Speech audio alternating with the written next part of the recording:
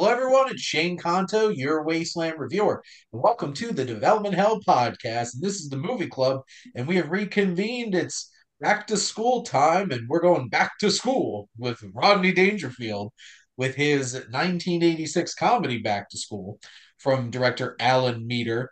And this tells the story of to help his discouraged son get through college, a fun loving and obnoxious rich businessman decides to enter the school as a student himself. Watching this with Kevin and just being like, well, now we got a movie where he's just like, how about I enrolled too? And it's just like, well, there you go, plot. But we got Vinny, we got Kevin, we got Jim here to talk about Back to School. But let's go around with general thoughts. How many times you've seen this one, or basically what your history is with the film. Vinny, you're up. So this was my first time watching Back to School, and I had such a fun time watching it. Obviously, Ronnie Dangerfield, comedic treasure. I loved every second of his performance in this movie. Um, one thing I liked about this was how not that I'm above like raunchy like raunchiness in like college comedies, but what I liked about this one was how it wasn't like it was. I mean, I know it was PG-13, so I knew it wasn't going to be raunchy, but I liked how it was obviously very funny, but like it was also but it was also like a heartfelt father son Hmm. story with like the father doing what he can to help his son succeed, but the son wants to succeed on his own without his father's influence. And I liked how there was that I liked how there was that tension between them. And I thought Dangerfield and I can't remember the name of the actor who played his son, but I thought Keith the both. Gordon.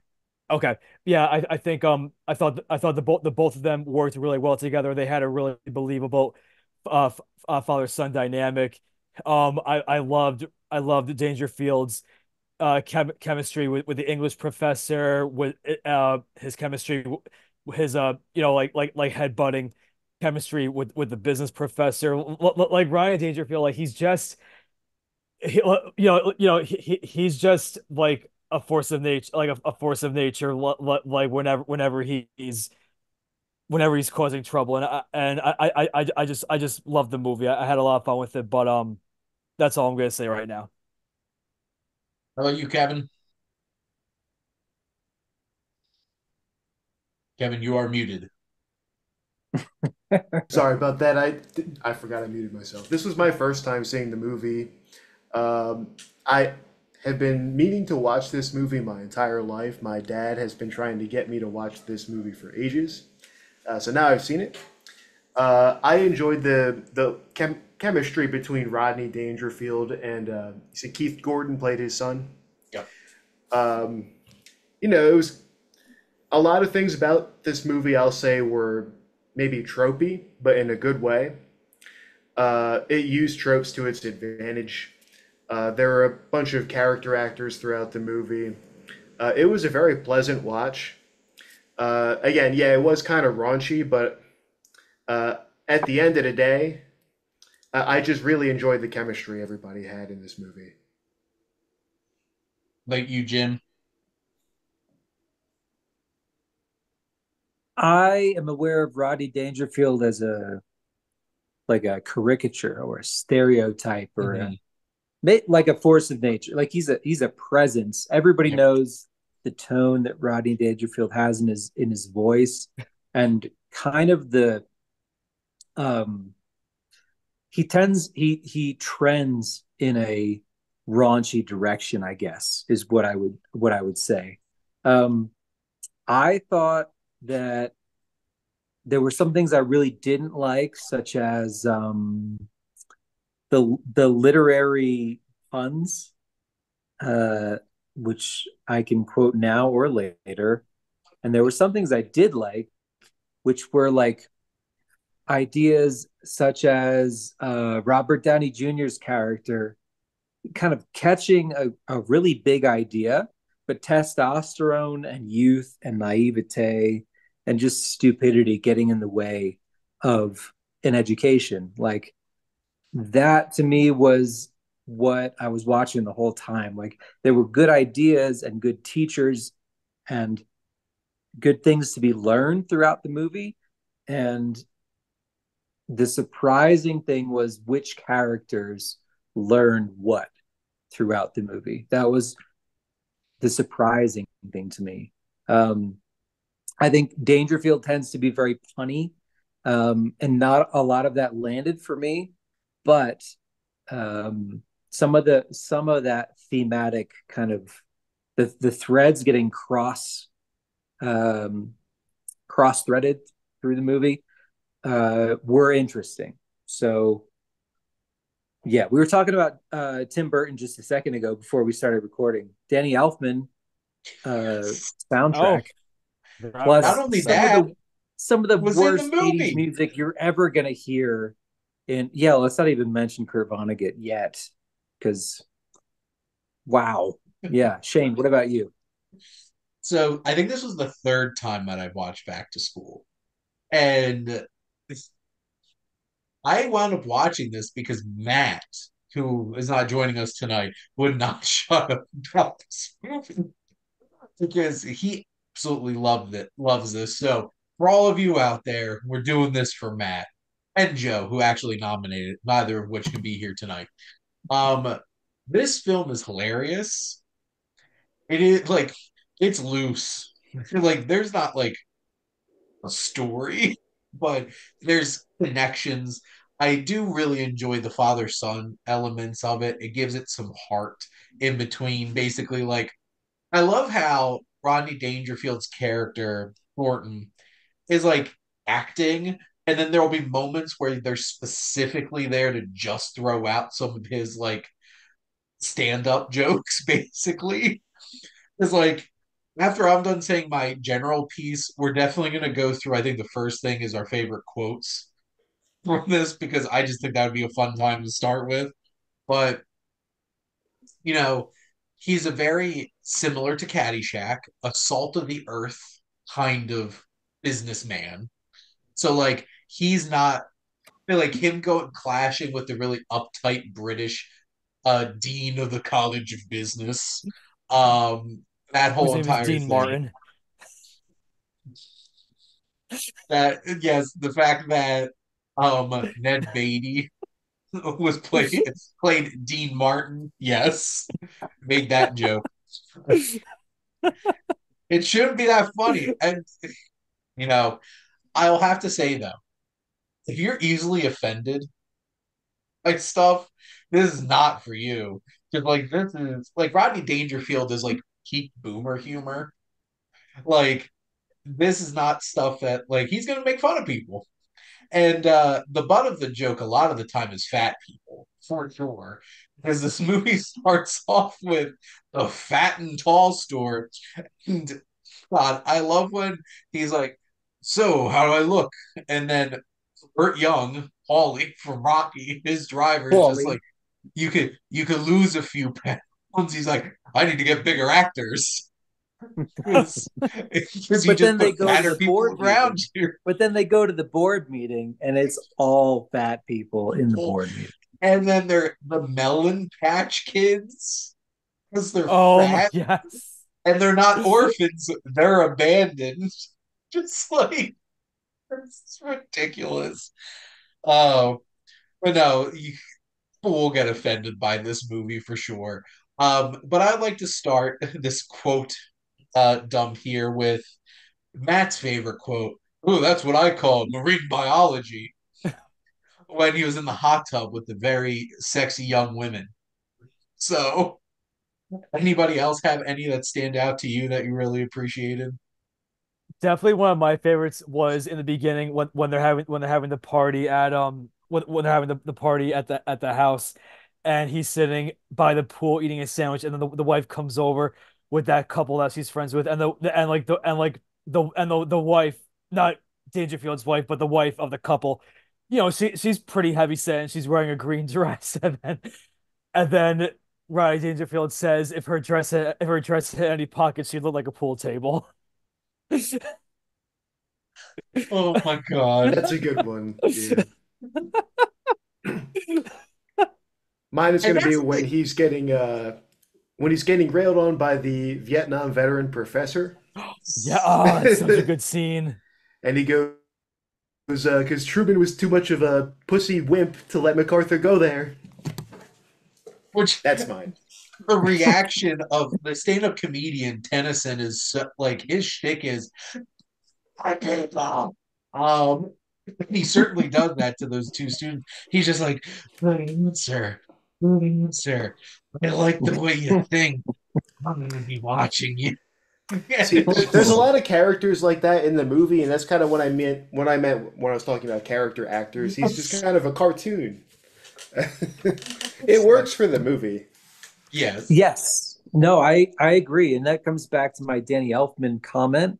I thought a lot of the music was very cartoony, Yeah. Yeah. and a lot of the jokes played into the cartoonishness of the music, and then some of it didn't.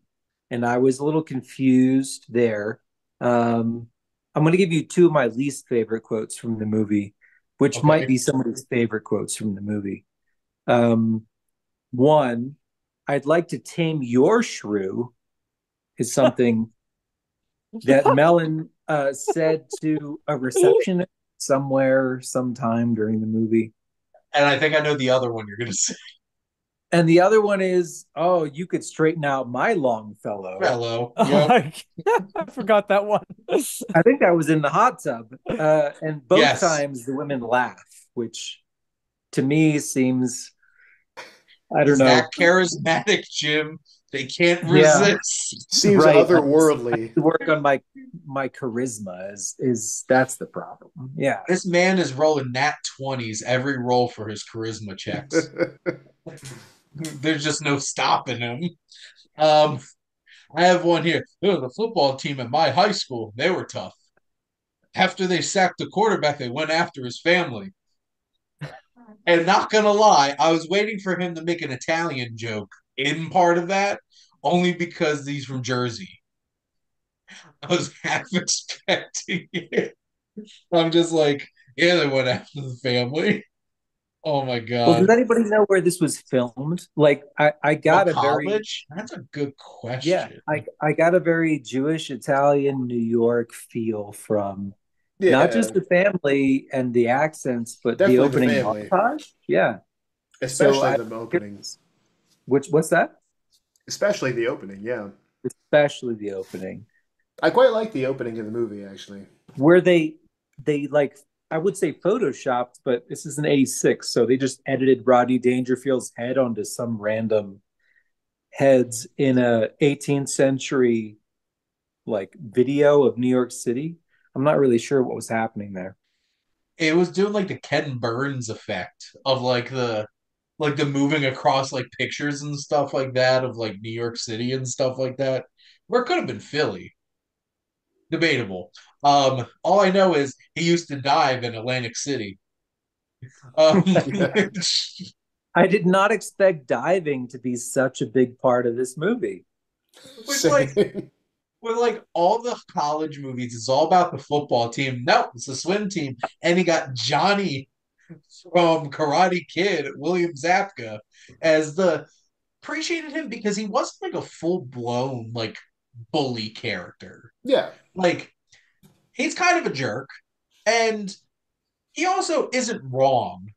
I A also lot of the felt bad stuff for him at times. it's like he's not wrong about all the stuff that like Rodney Dangerfield is just buying his way through things and stuff like that. And also Robert Downey Jr. was so much fun He in was. this. He was having a blast. Also, Yeah, sight gag that's hilarious is when they all go to their separate rooms and key and walk in and the camera pans over to just one giant apartment. And so ridiculous. Also, Jim, I know you'll appreciate this. It's like whoever did write this doesn't know the first thing about Vonnegut. Cuts to him on the phone with Kurt Vonnegut, who wrote the paper. That was pretty funny. And I know it's funny if it takes me a few seconds to laugh after the joke. That was funny. Yeah. Um, a couple other quotes here. I think I'm attracted to teachers. Yeah, I took out an English teacher. They didn't work out all at all. I sent her a love letter and she corrected it. Just That's a good Mitch Hedberg, Mitch Hedberg joke. Like just a one liner. You don't need yeah, much context. You don't need 40 minutes of a movie to throw that joke in there. Like, no. yeah, Oh, we were doomed from the start. I'm an earth sign and she's a water sign. Together we made mud. That was a good one. That was a very good one. Because like I said, there's this part in the movie where he just starts throwing out some of his stand-up jokes for sure, and the movie gives him the space to be able to do that. And Rodney Dangerfield's like not a film actor; he was a stand-up comedian, and like obviously Caddyshack was like his first big spotlight in film back in 1980, which him and that is endlessly quotable. You want to make $5 the hard way when he's dancing with Judge Smale's wife, where it's like, nice hat. Did it come up with a cup of soup? Just so random stuff. But like this movie has the one-liners. It's funny in that way. Back to Kevin, your point of like the supporting cast, and Emmett Walsh being like the swim coach, just thrown in there. The fact that they had Kurt Vonnegut, they actually had Oingo Boingo, the band, in his party, and kept cutting to Danny Elfman's face, which was Yeah, crazy. that took me by surprise, even though I saw him in the credits. Yeah, I didn't know he'd uh, be in the movie. for sure. Burt Young, I think, does a great job as Lou. He's just a tough guy. It's just like it's so funny because like I watch this with Kevin and my wife Jess, and she hates Paulie with a fiery passion from the Rocky movies. And it's like, to be fair, Paulie's a piece of shit. If you really like take it, and he's a horrible person, especially to his sister. And, like Burt Young being like this tough guy in this is so funny because Paulie is such a shit in Rocky. Um, I think Sally Kellerman has some nice. She's very charming, and I think she has some nice moments with Rodney Dangerfield. It's just Braxton Whitehead. God, he just has a name that sounds like he'd be somebody we'd hate in a movie. Who played the business dean? Just Ned Beatty, Dean Martin. Um, Ned Beatty is such a great character actor, just popping up and stuff. This film is just so much fun. Like, I'm not going to say this is the deepest movie. It has the most well plotted out plot of a movie, but I can't help it myself and say I laughed and had a giant grin on my face whenever they obviously cut to a stunt man to Rodney Dangerfield doing his diving. That whole final dive with cutting in between this extremely like ripped looking athletic stuntman and then Rodney Dangerfield doing this. It's funny. This movie knows that it's silly and leans into it and has a fun time. But what are some of the other things that stood out to about the movie for all of you? How many times do you think the professor character went other students? Oh my God. What, Kevin? What Oh, was are her we? name? Do we have a Mrs. Diane? Robinson? Do we have a Mrs. Robinson situation on our hands? Is that what's going on? Sally Kellerman's character. Uh, it's I know it started an interesting discussion about parents awkwardly going for much younger uh people in the while we were watching between Kevin, Jess, and myself. And just like, no, I'd feel very weird if my parents tried to date somebody like 30 years younger than them. Wouldn't put it past my dad though. Love you, Dad. Happy birthday. Uh,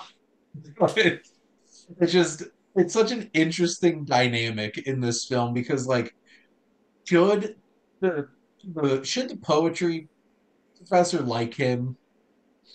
No, but in this universe, Thornton is like the best man alive. So like she can't help but be charmed by him. And she's a very intellectual person, and I guess she likes like the salt of the earth kind of guy that he is. And also, her boyfriend's an asshole. So, Yeah, But but yeah. she I mean, chose to be with that guy. Right. which Go ahead, Vince. disappoints me for sure. Which is actually why I'm kind of happy Thornton showed up and been like, no, I shouldn't be with this jerk.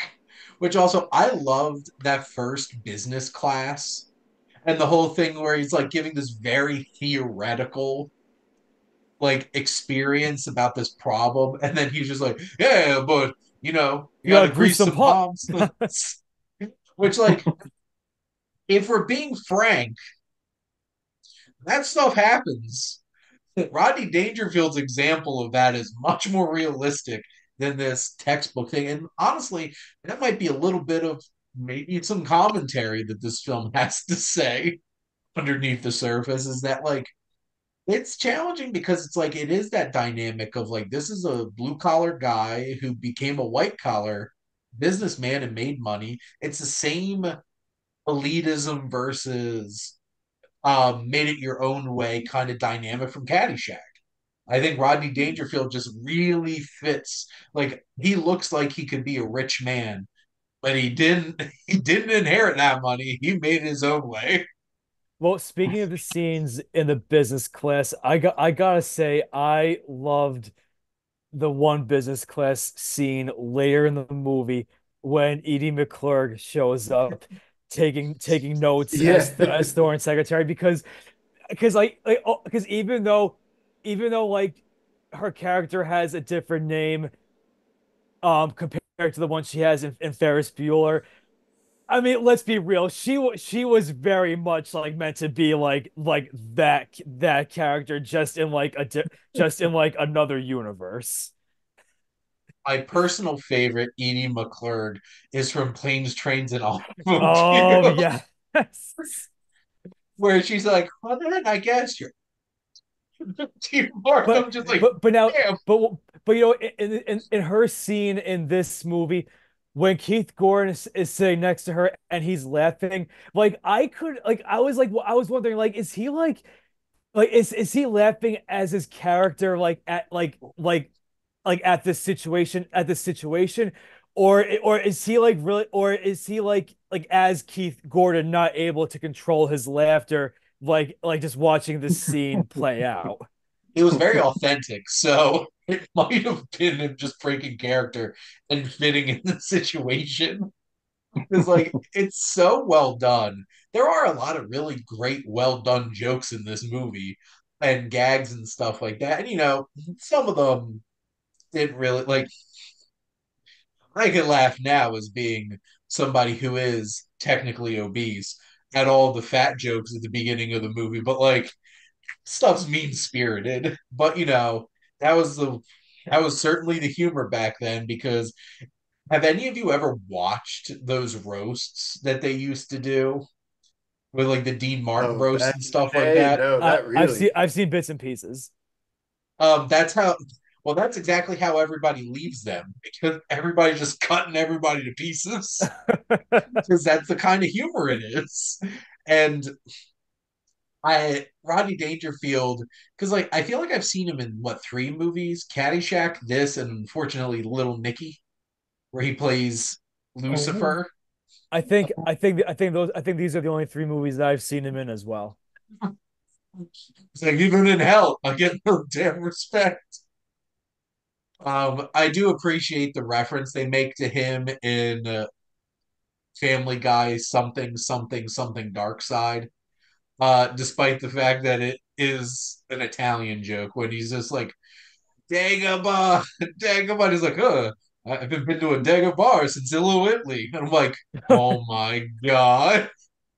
I really liked his episode of The Simpsons when he plays Mr. Burns' long lost son, but his character is very clearly meant to be like a Rodney Dangerfield type of character. It's just this movie was built around him for sure, and it works because this film is not trying to be deeper than it is. It might have like little bits of little commentary here or there, but like this is 96 minutes of I'm gonna make you laugh, and like almost Pure the whole fun. entire movie is jokes. So um also immediately when Keith Gordon showed up, I'm like, well, he's when he's like, Dad, I'm just not fitting in here. And then I'm like, and Kevin can attest to this, I'm like, and then he found a beautiful car named Christine. And it all changed. Because Keith Gordon's in the Christine adaptation from John Carpenter. I've never seen that. Neither have I. So Oh, it's hey, like hey, hey, a possibility for our Halloween episode. Oh yeah, that's right. it sure is. I will never say no to some John Carpenter, except if any of you say the word. I will veto. That I'm was not like watching that movie again. the last movie he directed, right? Yep. I wish Ghosts from Mars. That's the last movie. At least that felt like a John Carpenter movie, despite the fact that I'm pretty sure it only was two-thirds of the script. It's like we ran out of budget. We can't have the third act. Uh, so, but I guess anything else that stood out to all of you about Back to School? I could say something about the commentary. I mean, I Okay. felt like at times it had something to say about like I would agree. Yeah. money buying kids into an education Mhm. um Yes. or like the business school. That hit really hard. I wish Alex were here because he and I went to the same university, which Uh-huh. how here remain unnamed, but they had a big fancy business school with lots of glass windows going in when I left.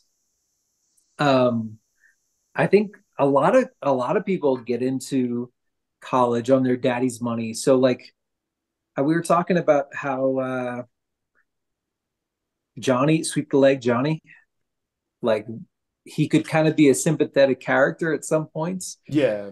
We don't know where he came from. We don't know if his parents Yeah. paid for we don't know if he was a trust fund kid or if his parents gave him a legacy scholarship or whatever. Like there's a lot to be said about money in education and education as an industry, and they just didn't really explore it.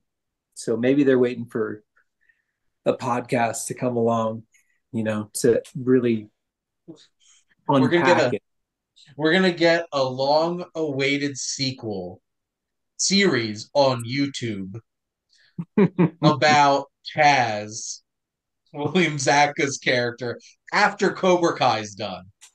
So Nice.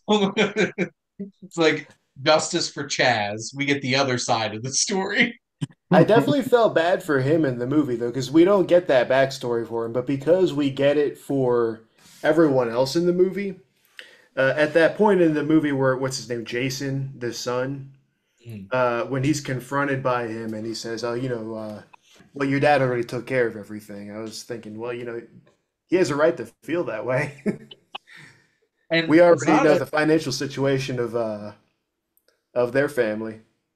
well, and it's not a stretch to think that he No. paid to get his son on the team, even though his son did earn his way onto the team after he magically can perform while his dad's there. Because his dad's the most amazing coach, and his presence there makes you like Olympic level diver, which is the kind of movie that it is. But Yeah. to your point, Jim, as somebody who teaches in a college of business at a college, I work at Ryder. I will say where I work with this degree. Like I go out of my way to make stuff more relevant and make it more applicable and not just giving you these made up like the what really pissed me off was when he's like, well, it'll be a widget. He's like, what's a widget? It's a fake good. Yeah, because people don't want to do the work to make a more realistic problem. They just take crap out of a textbook about widgets, which is like widgets aren't anything. It's a bunch of BS, just like the whole theoretical business scenarios. And that's one thing I appreciate about Ryder is that a lot of faculty try to bring in actual business people to come in and talk to the students about these kinds of things because, you actually have to do stuff for real. And it's a lot. And I make a point a lot of the times like, sure, we're doing this problem in class. How would this possibly be more complicated in real life? Because you do have to think about that. I teach math. So, like, it's that kind of thing where it's like, yeah, you have a problem, but like in real life, you have like 50 variables instead of two variables that are going to tell you this thing. So So, have that you did ever resonate. shown this clip? Have you ever shown this clip in class? I think is the question. Now, Jim, I just might have to now because honestly, that is a great idea. So I I might do that. We'll see how it goes over with my class. But no, that's the thing because like obviously, I think that was the one class in this movie that really got treated like there was something interesting to say about the situation. Because, like, Yeah. the poetry one, which I do appreciate by the end, like, I also made a reference to Interstellar while we're watching this. When he starts saying the poem during his oral exam, it's like, don't go into the dark night. And it's just like, wait a minute, isn't this from Interstellar? Because like Michael Caine says the whole entire poem. And then I'm just like, it's a popular one in movies. Um, but there are moments where it has something to say about things. I also like to point out that we did not say a single word about the romance between the son and this girl Valerie. Yeah, I mean, it was Because fine. she's cute. I, He's I mean, there was, there wasn't, there wasn't really much to it. I mean, by the end of the movie, by the end of the movie when they kiss, I was like, oh, I guess they had a connection before, like, I guess they had a deep enough connection before this. Vinny, you left out one very important piece. I would have been fine if they just kissed, but they said love. Okay, I don't remember that. Jess, my wife, got oh, they so did. pissed off. It's just like, you didn't know him, which it's such a movie thing to do. And The kid she, was bumbling his way through the whole thing. I did. Well, the one thing I will give this movie credit for is Valerie's line where she's like, but for the record, this was the most you have ever said to me at one time. She Was did when you, say that. You're right. yes, I'll give the movie credit for having that line in it because it's kind of self aware enough to be like, yeah, we know. You can't say they weren't aware. Because like the point was not to have like this deep romance subplot going on in this movie. They had plenty of laughs to give. We can't spend all that time on that. But anything else before we wrap up this conversation on back to school? Who are we taking to Applebee's? We're taking Thornton. I think the whole entire dorm's going, and it's Oh, on Thornton. absolutely. Yeah. So it's on Thornton. We're all gonna party at Applebee's, and I'll end And then that. we're gonna go back to the dorm after and And have at the after Oh party, yeah, we'll of have course. Boingo Boingo because Danny Boingo Elfman Boingo. still performs. Yep. My friend Diana goes see him live in LA multiple times, like whenever he's performing. But we'll wrap it up on this. This is how our night with Thornton and everybody will. Oh well, Jim, yeah. Look, Jim, are you going to travel out to LA to watch Danny Elfman perform? I I was just gonna ask if like why were all the singers balding? Was it a Phil Collins moment? I Jess was also really made a comment about I the was Elfman really thrown preceding by this. Haileigh. I was I was genuinely confused by this, like a cultural confusion. Uh, I don't know. Well, I have to say I didn't notice. one last quote though. When we get to Applebee's, Thornton will be like, "Huh, bring us a pitcher of beer every 7 minutes until somebody passes out, and then bring one every 10 minutes." And it's I funny coming from me because I don't drink. But that uh, is another episode here on the Developmental Health Podcast with the Movie Club. Next month will be our Halloween episode. So we're going to get a little spooky next episode.